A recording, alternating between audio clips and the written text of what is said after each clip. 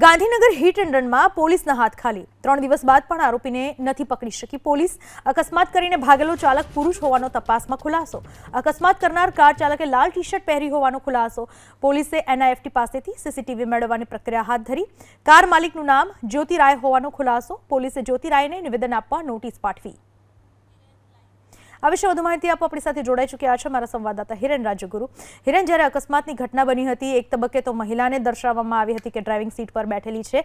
આખી ઘટનામાં તપાસ કઈ દિશામાં શરૂ કરવામાં આવી અને અત્યાર સુધી આ કેસમાં શું કાર્યવાહી થઈ? ગાંધીનગરમાં હિટ એન્ડ રનની ઘટના થઈ અને 58 કલાક જેટલો સમય વીતી ગયો છે, એમ છતાં આરોપી પોલીસ પકડમાં નથી આવ્યો। આરોપી ભાગી ગયો હોય તો વાત અલગ છે, પરંતુ પોલીસને પણ ખબર હતી કે આરોપી નિફ્ટના ગેટની અંદર ગયો છે અને ડાયરેક્ટરનો કોઈ સંબંધી હોવાની વાત જાણવા મળી હતી। આમ છતાં 58 કલાક થયા, પોલીસે હજી તપાસ શરૂ કરી છે।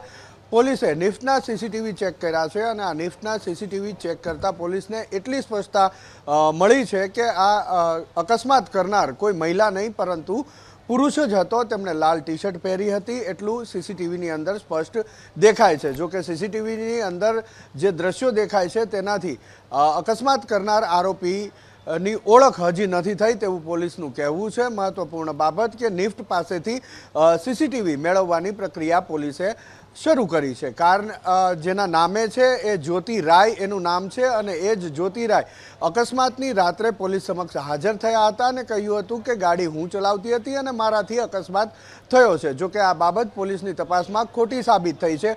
ભોગ બનનાર અને ફરિયાદી જે બંને પહેલેથી પોલીસને કહેતા હતા કે કોઈ પુરુષ હતો અને તેમણે આ અકસ્માત સર્જ્યો છે, એ વાત અહીંયા પોલીસ તપાસમાં સાચી સાબિત થઈ છે। પરંતુ મહત્વપૂર્ણ બાબત એ છે કે 58 કલાક પછી પણ હજી આરોપી પોલીસ પકડમાં નથી આવ્યો અને પોલીસ પકડમાં જ્યારે આરોપી આવશે ત્યારે એનો ટેસ્ટ કરાવવામાં આવશે। તો શું જે પ્રમાણે ફરિયાદી અને ભોગ બનનારના આરોપ છે કે તે નશાની હાલતમાં હતો એ બાબત પોલીસ સાબિત કરી શકશે કે નહીં કરી શકે?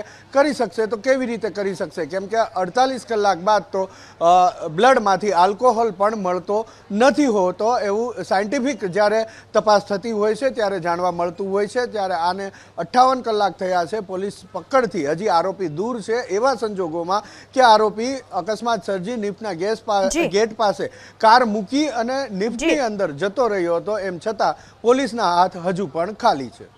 જી, આભાર આપનો તમામ માહિતી બદલ।